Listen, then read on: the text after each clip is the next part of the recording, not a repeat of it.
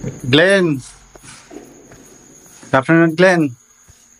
So, part 3 na tayo. Part 3 ng fire protection. Okay. So, Friday ngayon, May 3 ba? Yes. May 3, 2024. So, okay, andito na tayo sa pump room, no? Pump room. So, i-atras muna tayo ng konti. Okay, hindi nyo kailangan ma-overwhelm. Hindi nyo kailangan na i-memorize yan o malaman yan. May mga important lang na as an engineer, as a site engineer o ano man, at least alam mo kung ano yon. Alright, magsimula tayo sa mga pumps. Kasi pump room eh. E di may mga pump. Etong red, tawag sa code is universal red. Universal red yan. May mga pump, no? Etong itim, naka-vertical, orientation niya, tatawag na jockey pump. Yan, nasa 7 horsepower lang. 7 horsepower lang yan. Okay, siya nagki-cater. Di mamaya, i-discuss to. Tapos ito, naka-horizontal lang ano niya, horizontal type. Ito yung fire pump namin talaga na 80 horsepower. Ang lakas niya na. Kayang mag-pump out up to 20 floor. Okay. Rule of thumb, basta merong makina, merong controller yan. Diba? Hindi kagaya ng mga electric pan lang yan na nandyan din ang switch, hindi na. Basta yung mga pump, may controller yan. Yan o. Itong controller ng jockey pump, may tinatawag, ito merong naka-off to, i-off mo, i-on, diba? Tapos may LED na screen. Okay, may mga tinatawag na cut-in pressure, cut-out pressure, ganon, no? Kunyari, 'di ba? Pagka meron tinatawag na standby pressure o operating pressure, no? Pag lumiit 'yon, pag nagkulang 'yon, magka-cut-in siya. In a certain pace ay magka-cut-in siya, under siya. O pag nakuha uli niya yung operation, yung certain pressure, magka-cut out siya, mamamatay yung pag-pump ng jockey. Or scenario number 2, pag hindi kaya ng maliit na pump, yung pressure, despite na nagbibigay siya ng tubig, nagka-pump siya, hindi pa rin niya kaya, yung pressure niya lumiliit. Pag nag-cut in naman ang pressure dito, yun naman ang aandar, tutulong na yon, yung malaki na yon, yung 80 horsepower. Alright, so at least pump, no? So merong jockey pump, merong fire pump talaga na malaki. Ito blue sa tubig to. Sa tubig, mga booster pump yan, bladder tank. Okay, ito yung tinatawag ni ATS, automatic transfer switch. Specific yan, no? Exclusive yan dito sa fire pump lang namin. Dito sa tawag yan, dito sa fire pump o pump room. Iba yung sa building na ATS, meron sa exclusive dito, 'di ba? Siya nagbibigay ng power, kung nag-burn out, magbibigay ng power galing sa generator doon. Para kahit burn out na yung generator, magbibigay pa rin ng power. Meron pa rin supply ng kuryente kahit nag-burn out na. Okay, so ano pa? Ayan, mga valve yan, mga PRV. Pressure release valve, ganito, no? Kasi pagka walang pressure release valve, relief valve, wala, puputok yan. Either sisirit yung mga tubig dito, di ba? Maghahanap ng weakest link, yun ang puputok. Yan, yung mga butterfly valve with tamper switch or supervisory switch, yung sinasabi ko, di ba? Kasi may mga part dyan na pipe na dapat always open. Meaning always mayroon laman na tubig yan. Napaka-importante. Pagka may somebody o tao na nagpatay nun, magbibigay ng signal na may nagtamper. Alright? Ito, OS and Y valve. Outer screw and yoke, tawag na sensing line. Yan, sensing line kasi ang magbibigay ng signal dito sa controller is through tubig. Yung tubig magpo-push dito, yung tubig itatranslate yung signal into a electronic, magbibigay ngayon, ipapasok niya dito. Okay? So, yun ibig sabihin nun.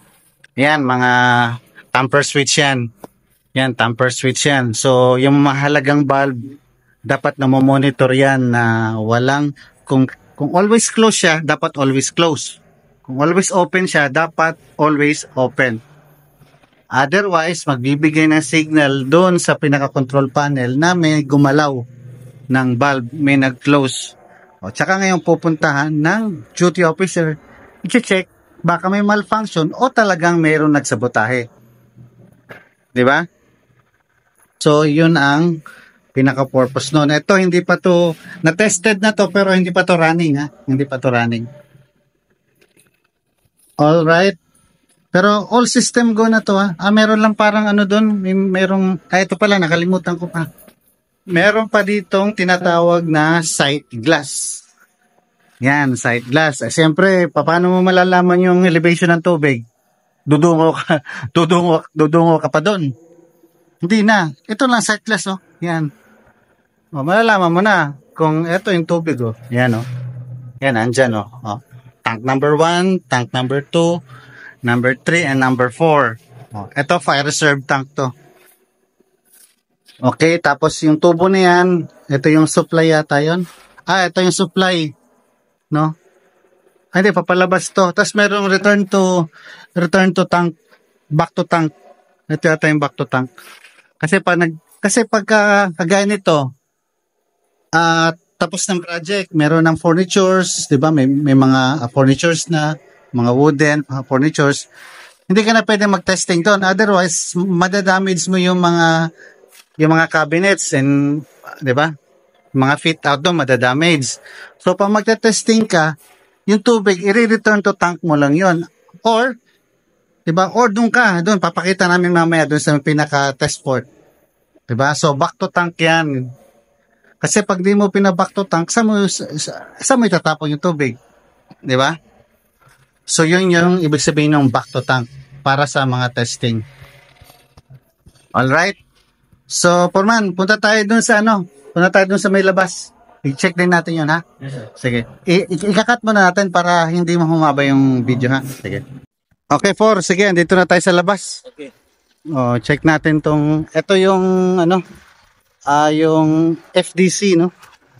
Ito yung tinatawag na FDC, na Fire Department Connection. Meaning, yung bumbero, pag may sunog, wala naman sana mangyari, dito sila magko-connect. Sa word na lang, FDC, Fire Department Connection. Yung mga bumbero dito magko-connect. So may tatlong connection dito, may tatlong pipe dito. Sa gitna, ito yung kung magre-refill sila ng tangke. Okay? Yung sprinkler natin sa taas, kumukuha sila ng tubig sa basement. Yung iba basement, yung iba yung talagang high rise talaga, meron silang high zone na nandoon meron ding fire reserve tank doon sa a certain level, no? Sa atin dito, sabihin natin mga mid-rise tayo, at 20 floor lang tayo dito. So wala kaming pangalawang fire pump, fire tank. Isa lang sa basement lang. Okay, so balik tayo. Pag may sunog wag naman sana mangyari, dito magpa-parking yung bumbero, i-connect yung hose nila doon. Ito, AFSS standpipe, meaning sa sprinkler yan. Diba? Automatic Fire Suppression System, yun yung sa may sprinkler. Doon.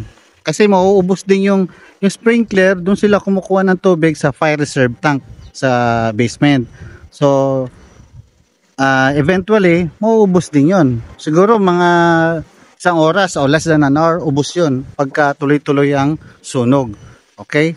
Tapos, sa left side naman, may tinatawag, sa right side muna tayo. Right side, may tinatawag na dry standpipe. Okay, so may dry standpipe tayo doon sa may building, sa may hagdanan. So, para malagyan yun ng tubig, dry yun eh. So, yung bumbero, magkoconnect ng hose dito yung bumbero, magkoconnect siya ng hose, bubuksan niya tong valve, yung mga pipe doon na dry, magkakaroon na ngayon ng tubig. So, yung mga bumbero doon, di ba yung mga bumbero, kahit di na sila magdala ng hose, yun na lang gagamitin nila. May mga fire hose cabinet doon eh. Di ba? Yun ang gagamitin nila. Alright? So, yon sa dry standpipe yon. Okay? Tapos, every floor merong fire hose cabinet, yun na lang ang gagamitin nila para kaysa magdala sila ng hose o sa mga high-rise. Okay? Tapos sa may left side naman, ano to? Pump test. Pagka nagte-testing, kagaya na sinabi ko, nangyari ito, may mga unit, meron nakatira na dyan, no?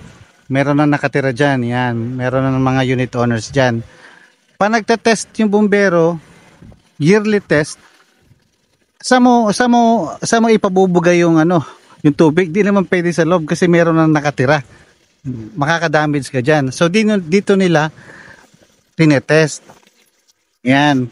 Bubuksan nila yan, papaandarin yung fire pump, papaandarin, pag andar noon bubuksan nila. Itetest nila yung pinaka orifice. Yun, yung pinaka projectile, no? O kung efficient pa ba yung fire pump. Diba? So, yun lang ang purpose nun. Yung sa mga mall, makikita nyo, ang dami nun. Anim. Basta itong sa may yung, kung saan ka mag-refill ng tangke, 3-way tawag dito, 3-way. O, kung anim yan, meaning dalawang tangke yung nandun. No? Sa mga mall, check nyo. Diba? Again, sa atin, sa mga engineers, kahit hindi tayo expert, pero as an engineer na nagdadala kayo ng project or beginner pa lang kayo, entry level kayo sa isang project, at least man lang, pag nadaanan nyo yan, alam nyo yung purpose tsaka yung principle. Yun lang. Tapos, dandahanin nyo na lang aralin yung masyadong technical. Tsaka nyo na lang malalaman nyo yan pagka nakahandle na kayo ng mga projects, no? Na continuous projects, malalaman nyo rin yan. Pero as of now, yung tutorial namin sa inyo, at least mabigyan kayo ng konting learnings nga masasabi nyo na pag dumaan, kunyari Ayala o SM, punta ka ng SM, diba? Pag tingin nyo sa SM, alam ko na yan, alam ko ng purpose niyan, punta ka ng Ayala.